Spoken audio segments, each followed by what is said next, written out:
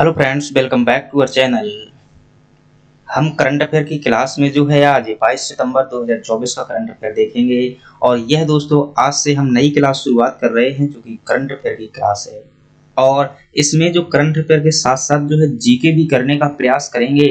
और जो भी करंट अफेयर है उसके आसपास का क्या जीके हो सकता है इसको देखेंगे। चलिए अपनी क्लास की शुरुआत करते हैं। दोस्तों, जब फैसला कर ही लिया है ऊंची उड़ान का, तो फिर अब कद देखना फिजूल है आसमान का। जब फैसला कर ही चुके हैं कि अब सपना को पूरा करना है, सपने पूरे करने हैं, तो अब ये देखना कि क्या दिक्कत है क्या दिक्कत नहीं है ये फिजूल है। हमें जो है अपना काम करना चाहिए।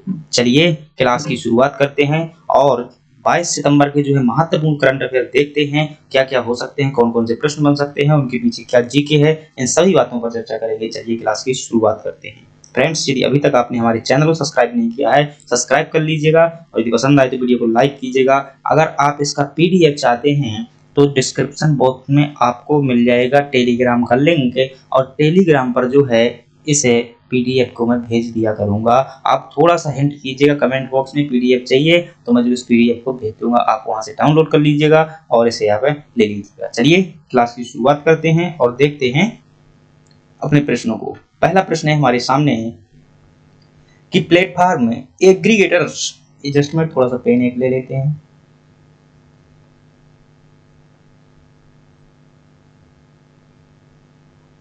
चलिए आपसे पूछा है कि प्लेटफॉर्म है एक, कौन सा प्लेटफॉर्म है, एग्रीगेटर्स नाम के प्लेटफॉर्म एग्रीगेटर्स को अपने गिग वर्कर्स को ई श्रम पोर्टल पर पंजीकृत करने के लिए भारत सरकार के निर्देश का प्राथमिक उद्देश्य क्या है। फ्रेंड्स, बड़े ध्यानपूर्वक सुनिएगा, मैं इस क्वेश्चन को एक्सप्लेन कर रहा हूं। तो जो भारत सरकार का श्रम और रोजगार मंत्रालय है, कौन सा मंत्रालय है, श्रम और रोजगार मंत्रालय है। श्रम और रोजगार मंत्रालय ने एक पोर्टल बनाया है। कौन सा पोर्टल है वो, उस पोर्टल का नाम है ई श्रम पोर्टल। और यहाँ पर जो लोग पंजीकृत होंगे उनको क्या मिलेगा, लाभ मिलेगा। कौन सा लाभ मिलेगा दोस्तों, वह होगा आपका जो है सामाजिक सुरक्षा प्रदान करने का लाभ। जो गिग श्रमिक हैं, असंगठित क्षेत्र के श्रमिक हैं, कौन से क्षेत्र के, असंगठित क्षेत्र के जो क्या हैं, श्रमिक हैं, उनका क्या किया जाएगा फ्रेंड्स, उनका पंजीकरण किया जाएगा इस पोर्टल पर। क्या किया जाएगा, पंजीकरण किया जाएगा। और पंजीकरण करने के पश्चात जो उन्हें सामाजिक सुरक्षा से लाभ प्रदान किया जाएगा। दोस्तों, असंगठित क्षेत्र के श्रमिक कौन होते हैं, ऐसे श्रमिक जो मतलब संस्थागत कार्य नहीं करते, जैसे कि एक मतलब जो दिहाड़ी मजदूरी वाले होते हैं वह भी क्या है, आपके असंगठित क्षेत्र के श्रमिक होते हैं। जैसे कोई मतलब ठेला लगाने वाले हैं, सब्जी का ठेला लगाने वाले हैं, ये श्रमिक क्या कहलाते हैं, असंगठित क्षेत्र के। यह दोस्तों हर फील्ड में ऐसे व्यक्ति होते हैं जो असंगठित क्षेत्र में कार्य करते हैं। तो उनको सामाजिक सुरक्षा के लाभों तक पहुंच प्रदान करने के लिए ई श्रम पोर्टल लॉन्च किया गया। किसके द्वारा, श्रम और रोजगार मंत्रालय द्वारा। श्रम में रोजगार मंत्रालय द्वारा जो है यह पोर्टल लॉन्च किया गया है। फ्रेंड्स, श्रम रोजगार मंत्री वर्तमान में कौन है, तो भूपेंद्र यादव जो है ये आपके क्या है, श्रम रोजगार मंत्री है। तो आपका सही जवाब क्या हो जाएगा, गिग श्रमिकों को सामाजिक सुरक्षा प्रदान करना। दोस्तों, ये गिग श्रमिक क्या होता है, इस शब्द का मतलब भी समझिएगा। वास्तव में जो कंप्यूटर के क्षेत्र में कार्य करने वाले लोग होते हैं, ये कंप्यूटर के क्षेत्र में या किसी भी क्षेत्र में, ये दोस्तों क्या होते हैं कि एक कॉन्ट्रैक्ट बेस्ड पर कार्य करते हैं, मतलब 1 वर्ष के लिए। ऐसा जो है कंपनी क्या करती है, एक ठेका करती है, तो कि मतलब 1 साल तक आप काम करोगे और आपको जो हाई सैलरी पैकेज दिया जाएगा। तो ये वर्कर क्या कहलाते हैं, गिग वर्कर कहलाते हैं, जो एक मतलब कॉन्ट्रैक्ट बेस्ड कार्य करते हैं कंपनी में। तो आपका सही जवाब क्या हो जाएगा, ऑप्शन ए जो है आपका सही जवाब हो जाएगा। चलिए अगले प्रश्न की बात करते हैं। अगला प्रश्न है, दूसरे नंबर का प्रश्न है कि किस मंत्रालय ने मनु भाकर को अपना ब्रांड एम्बेसडर नियुक्त किया है। फ्रेंड्स, अभी हाल ही में जो है मनु भाकर को अपना ब्रांड एम्बेसडर नियुक्त किया है। किसने, पत्तन पोत और परिवहन जलमार्ग मंत्रालय द्वारा लॉन्च किया गया है। और मनु भाकर कौन है, ये जो आपकी मनु भाकर है मोस्ट इंपोर्टेंट है, तो ध्यान रखिएगा दोस्तों, यह एक क्या है, भारत की महान खिलाड़ी है। किससे संबंधित है, खेल याद रखिएगा बहुत महत्वपूर्ण है का, शूटिंग से संबंधित खिलाड़ी है। ध्यान रखिएगा, ये ओलंपिक में पदक जीत चुकी हैं। क्या है, ओलंपिक में मेडलिस्ट हैं। और इन्हें जो है हाल ही में क्या किया गया है, पत्तन पोत और परिवहन एवं जल मार्ग मंत्रालय का ब्रांड एम्बेसडर नियुक्त किया गया है। तो ये फ्रेंड आपके दूसरे सही प्रश्न का जो सही जवाब हो जाएगा ऑप्शन चौथा हो जाएगा, पत्तन और पोत परिवहन जल मार्ग मंत्रालय। आपको बताना है कि भारत का सबसे बड़ा प्राकृतिक बंदरगाह कौन सा है। भारत का जो सबसे बड़ा प्राकृतिक बंदरगाह है कौन सा है, तो आपका जवाब क्या हो जाएगा दोस्तों, इसमें उत्तर हो जाएगा जो मुंबई बंदरगाह है वो भारत का सबसे बड़ा प्राकृतिक बंदरगाह है। और सबसे पूछ जाए भारत का गहरा बंदरगाह कौन सा, शायद ऐसा पूछ ले, सबसे गहरा बंदरगाह कौन सा है, तो आपका जवाब होगा जो पारादीप बंदरगाह है दोस्तों। यह क्या है, पारादीप बंदरगाह सबसे गहरा बंदरगाह है और ये कहाँ पर स्थित है, ये आपका उड़ीसा में स्थित है।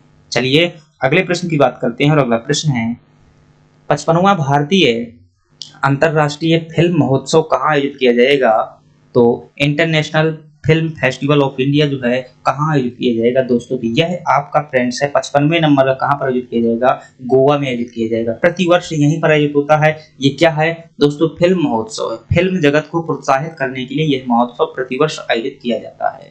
बात आई है गोवा की, तो आपको याद रखना चाहिए गोवा के बारे में कुछ बातें। अगर आपसे पूछे गोवा की राजधानी क्या है, तो आपको दोस्तों बता, मैं कल से फैक्ट जो है दोस्तों यहाँ पर स्लाइड शो के माध्यम से लिख करके लाऊंगा, थोड़ा सा टाइम नहीं लगेगा क्योंकि आज पहली क्लास थी तो वह मैं ऐसा करवा दिया है। बाकी जी के जीएस की आप मतलब चिंता मत करिएगा, बहुत ही बेस्ट जी के जीएस मैं बताऊंगा आपको प्रश्न के साथ में, के साथ में।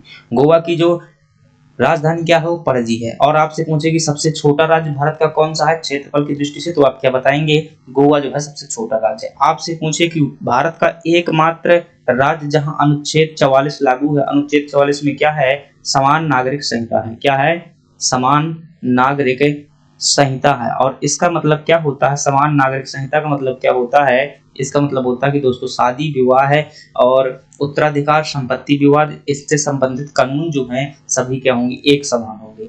तो आपका सही जवाब क्या हो जाएगा, ऑप्शन बी जो है गोवा सही हो जाएगा। चलिए अगले प्रश्न की बात करते हैं। अगला प्रश्न है किस देश ने 2026 से राष्ट्रमंडल खेलों की मेजबानी का अधिकार हासिल कर लिया है। दोस्तों अंतरराष्ट्रीय स्तर पर जो महत्वपूर्ण मतलब एक प्रकार की प्रतियोगिताएं हैं उनमें से एक ओलंपिक का आता है, एशियन गेम्स का आता है, राष्ट्रमंडल गेम्स का नाम आता है। और राष्ट्रमंडल गेम्स की बात की जाए कि 2026 में इनका आयोजन कौन करेगा। फ्रेंड्स इन राष्ट्रमंडल गेम की सबसे पहली बात तो आपको याद रखना है कि प्रथम बार इनका आयोजन कब किया गया था और कहाँ किया गया था। तो पहली बार राष्ट्रमंडल गेम्स का आयोजन जो है 1930 में किया गया था। और कहाँ पर किया गया था, हैमिल्टन में किया गया था, हैमिल्टन में किया गया था। और ये हैमिल्टन दोस्तों कहाँ पड़ता है, कनाडा देश में पड़ता है। आपको दूसरी बात याद रखना है, क्या भारत ने कभी राष्ट्रमंडल गेमों का आयोजन किया है, याद रखिएगा भारत ने जो है 2010 में राष्ट्रमंडल गेम्स का आयोजन किया था। और ये कहाँ पर हुए थे, ये फ्रेंड्स जो है आपके दिल्ली में आयोजित किए गए थे। और इस बार जो 2026 में कौन आयोजित करेगा, ध्यान रखिएगा 2026 में जो है फ्रेंड्स पहले कौन आयोजित कर रहा था, ऑस्ट्रेलिया द्वारा आयोजन किया जाना था। परंतु जो है ऑस्ट्रेलिया से वर्तमान में ये कौन आयोजित कर रहा है, अब ऑस्ट्रेलिया नहीं कर रहा है, अब करेगा आपका जो है स्कॉटलैंड द्वारा जो है इनका आयोजन किया जाएगा। स्कॉटलैंड इसका क्या हो जाएगा, सही जवाब हो जाएगा स्कॉटलैंड। चलिए अगला प्रश्न देखते हैं और अगला प्रश्न है दिल्ली के मुख्यमंत्री के रूप में अरविंद केजरीवाल की जगह कौन लेगा। फ्रेंड्स अभी तक जो है अरविंद केजरीवाल दिल्ली के मुख्यमंत्री थे और इनकी जगह लेने वाली कौन बननी है, अब आतिशी मार्लेना जो है क्या बनेगी, दिल्ली की मुख्यमंत्री बनेगी। इसके पहले प्रोफेसर भी रह चुकी हैं, एमएलए भी रह चुकी हैं और यह जो है वर्तमान में दिल्ली की मुख्यमंत्री बनेगी। दिल्ली दोस्तों भारत की क्या है, राजधानी है, आप जानते हैं। आपसे पूछे कि दिल्ली किसके द्वारा मूल रूप से बसाई गई है, दोस्तों याद रखिएगा तोमर शासकों द्वारा जो है दिल्ली को बसाया गया था, तोमर शासकों द्वारा, ये आपको याद रखना है। आपसे एक प्रश्न और दे रहा हूं, आपको पता हो तो कमेंट बॉक्स में बताइएगा कि अंतिम भारतीय शासक कौन था, अंतिम हिंदू शासक जो दिल्ली की गद्दी पर बैठा था और उसने विक्रमादित्य की उपाधि धारण की थी, विक्रमादित्य की उपाधि धारण की थी। तो इसका सही जवाब है दोस्तों हेमू जो है अंतिम भारतीय शासक था जिसने विक्रमादित्य की उपाधि धारण की और दिल्ली की गद्दी पर बैठा। बैरम खान ने बाद में जो है पानीपत के दूसरे युद्ध में इसको मार दिया था। चलिए अगली बात करती हैं। अगला है कि ICC international panel of development umpire में नामित होने वाली पहली पाकिस्तानी महिला कौन बनी है। दोस्तों पहली पाकिस्तानी महिला मोस्ट इंपोर्टेंट है, आप याद रखिएगा, ऐसे प्रश्न पूछ लिए जाते हैं। और इसका सही जवाब होगा दोस्तों सलीमा इम्तियाज। तो सलीमा इम्तियाज जो है पाकिस्तान की पहली महिला बनी है जो ICC international panel of development umpire में जो है नामित हुई है। पाकिस्तान की बात करें दोस्तों, पाकिस्तान जो है कभी भारत का हिस्सा हुआ करता था। आपसे पूछे भारत और पाकिस्तान के मध्य में सीमा रेखा को क्या कहते हैं, मोस्ट इंपोर्टेंट प्रश्न है, कई बार पूछ लेता है, सीमा रेखा को क्या कहते हैं, तो आप क्या बताएंगे इसमें कि रेड क्लिफ रेखा जो है भारत और इसके बीच की सीमा रेखा है रेड क्लिफ रेखा। और पाकिस्तान की राजधानी क्या है, तो आपको पता होगा कि इसकी राजधानी जो है इस्लामाबाद जो है पाकिस्तान की राजधानी है। आपसे पूछे दोस्तों भारत और पाकिस्तान के मध्य में जो सिंधु जल समझौता हुआ था ये कब हुआ था, सिंधु जल समझौता कब हुआ था, तो फ्रेंड्स ये हुआ था आपका 1960 में जो है सिंधु जल समझौता हुआ था। चलिए अगला प्रश्न देखते हैं। अगला प्रश्न है किस देश ने रिकॉर्ड 5वीं बार पुरुष एशियाई चैंपियंस ट्रॉफी जीती है, और ये दोस्तों हाल ही में किसने जीती है, भारत ने जीती है। किसको हरा करके जीती है, सबसे बात पूछे कि इसकी मेजबानी किसने की थी, तो मेजबान जो देश था कौन था, वो चीन था दोस्तों। और चीन जो है मेजबान था और चीन को ही हरा करके जीता हुआ है। चीन को हराकर भारत ने जो है यह प्रतिस्पर्धा अपने नाम की हुई है। पता है चीन जो है पहली बार फाइनल में पहुंचा था, चीन जो है फाइनल में पहली बार पहुंचा था, उसे भी क्या कर दिया, हरा दिया। तो ये फ्रेंड्स इसका सही जवाब क्या हो जाएगा, भारत हो जाएगा। अगले प्रश्न की बात करते हैं। अगला प्रश्न है चेन्नई में राष्ट्रीय संगोष्ठी अभ्यास एआईक्या का प्राथमिक फोकस क्या है। दोस्तों अभी हाल ही में जो ये अभ्यास आयोजन किया गया है इसका जो प्राथमिक फोकस है आपदा प्रबंधन। क्या है, आपदा प्रबंधन। दोस्तों विभिन्न प्रकार की जो आपदाएं आती हैं, चाहे वो सुनामी हो, चाहे भूकंप हो, चाहे ये कुछ और हो, तो ऐसी आपदाओं को रोकने के लिए जो भारत का नेशनल डिजास्टर मैनेजमेंट अथॉरिटी है, नेशनल डिजास्टर मैनेजमेंट अथॉरिटी है, और इसकी स्थापना आपदा प्रबंधन अधिनियम 2005 के तहत की गई थी। इसके द्वारा और साथ में जो भारतीय सैन्य बल हैं उनके सहयोग से इसका आयोजन किया गया है ताकि सभी संगठनों के मध्य में समन्वय स्थापित किया जा सके और विभिन्न प्रकार की प्राकृतिक आपदाओं से जो है लोगों की धन की रक्षा की जा सके और जीवों की रक्षा की जा सके। दोस्तों मोस्ट इंपोर्टेंट प्रश्न है, आपसे पूछा जाता है कि आपदा प्रबंधन अधिनियम कब आया हुआ था, एक्ट कब आया हुआ था, तो आपका जवाब क्या होगा। ये पूछा गया प्रश्न है दोस्तों, एमपीपीएससी 2020 में आया हुआ प्रश्न था, आप देख लीजिएगा। तो 2005 में लाया हुआ था, लेकिन आपसे पूछे कि जो नेशनल डिजास्टर मैनेजमेंट अथॉरिटी होती है, राष्ट्रीय आपदा प्रबंधन प्राधिकरण होता है, इसके अध्यक्ष कौन होते हैं, तो याद रखिएगा फ्रेंड्स जो इसके अध्यक्ष होते हैं, जस्ट मिनट, इसके जो अध्यक्ष होते हैं वो कौन होते हैं, पीएम जो है इसके क्या होते हैं, अध्यक्ष होते हैं, याद रखिएगा। तो इसका सही जवाब हो जाएगा आपका प्रश्न। चलिए अगली बात करते हैं। अगला प्रश्न है कि राष्ट्रीय एल्यूमिनियम निगम के अध्यक्ष और प्रबंध निदेशक के रूप में किसे नियुक्त किया गया है, तो दोस्तों याद रखिएगा राष्ट्रीय एल्यूमिनियम निगम है, इसके अध्यक्ष और निदेशक के रूप में किसे नियुक्त किया गया है, आपके ब्रजेंद्र प्रताप सिंह को नियुक्त किया गया है। फ्रेंड्स एल्यूमिनियम की बात करें, बहुत महत्वपूर्ण बात है कि इसका आपसे अयस्क पूछ लिया जाता है कि बॉक्साइट किसका अयस्क है, ये आपसे प्रश्न आता है तो आप क्या बताएंगे, बॉक्साइट जो है एल्यूमिनियम का अयस्क है, याद रखिएगा। इसके उत्पादन में प्रथम स्थान किसका है पूरी दुनिया में, तो ऑस्ट्रेलिया जो है बॉक्साइट के उत्पादन में क्या है, प्रथम स्थान पर है, याद रखिएगा। तो चलिए अगले प्रश्न की बात करते हैं। अगला प्रश्न है, थोड़ा सा वही सब जो है प्रश्न बड़ा था तो यहाँ पर जो टाइपिंग शायद अच्छी नहीं की हुई है।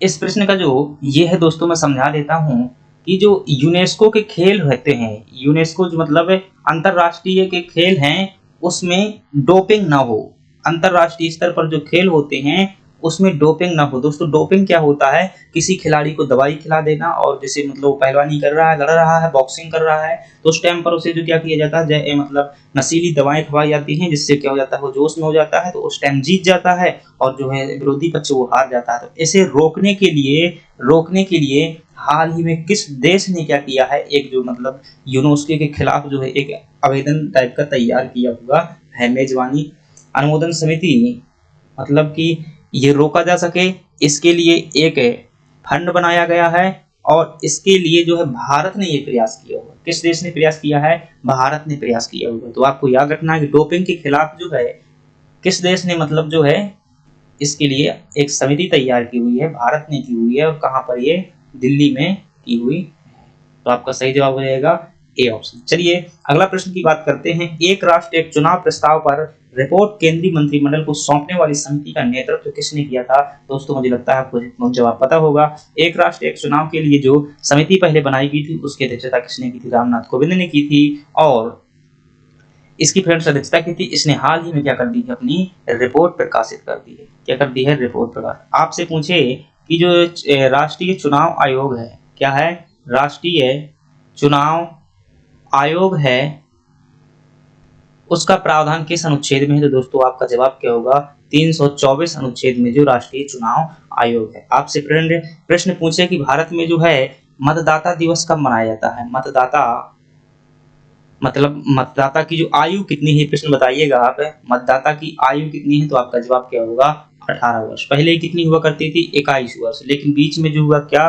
61वां संविधान संशोधन, इसके द्वारा कितनी कर दी गई थी? 21 वर्ष से 18 वर्ष कर दी गई थी। चलिए आज का लास्ट प्रश्न देखते हैं। और लास्ट प्रश्न है, किस राज्य में एक व्यक्ति में अंतरराष्ट्रीय यात्रा के बाद लक्षण दिखने के बाद मंकी पॉक्स का संदिग्ध मामला सामने आया है? सीधा सा प्रश्न है कि मंकी पॉक्स का पहला मामला कहां सामने हुआ है? तो आपका जवाब होगा दोस्तों केरल में आया होगा। भाई साहब विदेश में गए हुए थे, विदेश से लौट करके आए हैं, तो मंकी पॉक्स के लक्षण दिखे हुए हैं। दोस्तों केरल के बारे में हमेशा 3 बातें याद रखिएगा। सबसे पहले आपसे पूछे मालाबार तट कहां पर पड़ता है? तो केरल में पड़ता है। और मालाबार तट किस खनिज के लिए जाना जाता है? तो आप याद रखिएगा मोनाजाइट बालू के लिए जाना जाता है। आपसे पूछे केरल की राजधानी क्या है? तो आप क्या बताएंगे? तिरुवनंतपुरम है।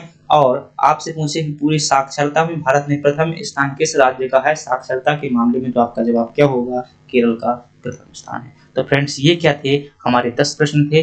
कल से दोस्तों मैं क्लास को और बेटर बनाने का प्रयास करूंगा। आपको जो है एक साथ में जो जीके जीएस के साथ में हर राज्य से संबंधित जो महत्वपूर्ण बातें हैं वो जो है, जैसे यहाँ पर केरल की बात आई हुई है तो केरल संबंधी 5 अति महत्वपूर्ण बातें यहाँ पर जो है मैं बगल में यहाँ शो कर दिया करूंगा। और आप जो उन्हें फटाफट रिवीजन करेंगे। हम ऐसा करेंगे बार बार दोस्तों, जब ऐसी बातें करेंगे तो हमें जो है सामान्य जीके जीएस एक टाइम पर जो है 10-15 दिन के बाद रट जाएगा। तो यही क्रम अपनाएंगे। और फिर यदि आप जीके जीएस की बात करते हैं, जीके जीएस में जो बहुत दिनों से जो पढ़ा रहा हूं, आप देखिएगा मेरी क्लासें बहुत सारी डली हुई हैं, वहां भी देख सकते हैं।